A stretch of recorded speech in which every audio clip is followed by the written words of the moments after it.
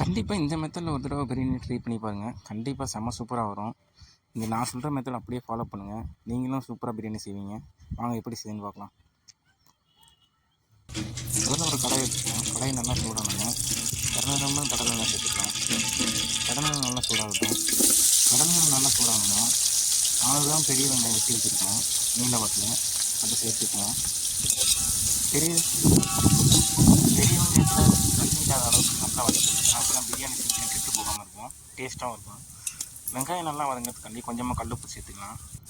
கல்லுப்பு சேர்த்தா சீக்கிரம் வெங்காயம் வதங்கிடும். நல்லா கிளறி விட்டுட்டே இருங்க, அடி பிடிக்காத மாதிரி. இந்த மாதிரி நல்லா வெங்காயம் வதங்கி வரணும்.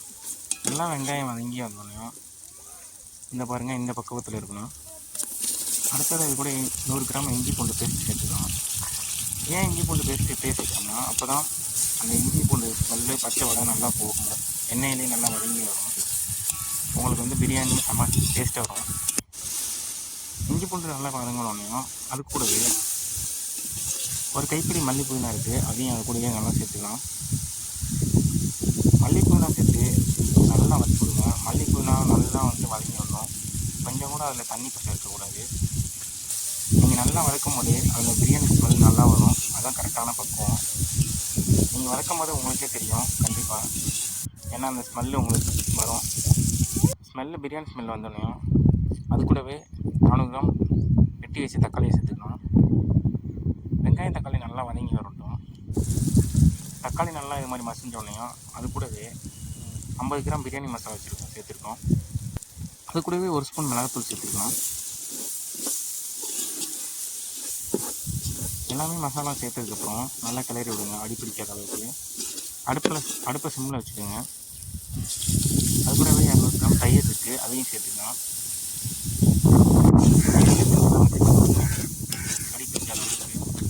அது கூடவே ஒரு லெமன் இருக்குது, அந்த சாரையும் புளியில் விட்டுருங்க. லெமன் ஏன் பிடிக்கணும்னா உங்களுக்கு புளிப்புத்தன்மைக்கும், ரெண்டாவது வந்து பிரியாணி சீக்கிரம் கெட்டு போகாமல் இருக்கும். அடுத்தது 1 கிலோ சிக்கன் இருக்குது, நீட்டாக கழுவி வச்சுருக்கோம், அதையும் அது கூடயே சேர்த்துக்கலாம். சிக்கனை சேர்த்ததுக்கப்புறம் நல்லா மசாலாவை மிக்ஸ் பண்ணி விடுங்க. சிக்கனும் மசாலாவும் நல்லா மிக்ஸ் ஆகி வரட்டும். மிக்ஸ் ஆகி அடுப்பை சிம்மில் வச்சு நல்லா வேக விடுங்க. தண்ணி சேர்க்கணும். தண்ணி சேர்த்திங்கன்னா பிரியாணி டேஸ்ட்லாம் போயிடும். ஏன்னா ஆல்ரெடி சிக்கன்லேயே தண்ணி இருக்கும். அந்த சிக்கனில் இருக்க தண்ணி பூரா நல்லா சுண்டி வதங்கி வரட்டும். அதுலேயே முக்கால்பதம் சிக்கன் நல்லா வெந்துடும். இந்த பாருங்கள், இந்த மாதிரி எண்ணெய் நல்லா திரிஞ்சு வந்துடும். சிக்கன் அரைப்பதான் நல்லா வெந்துருச்சு. அடுத்ததாக இது கூடவே நம்ம அளவு தண்ணி வச்சுருக்கோம், அதையும் இது கூட சேர்த்துக்கலாம்.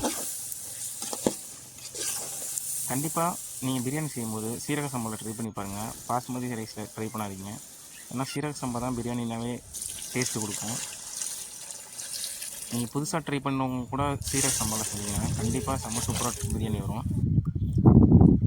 ஆனால் இதே மெத்தடில் கண்டிப்பாக ஃபாலோ பண்ணுங்கள். அப்போ தான் உங்களுக்கு பிரியாணி செம்ம டேஸ்ட்டாக வரும்.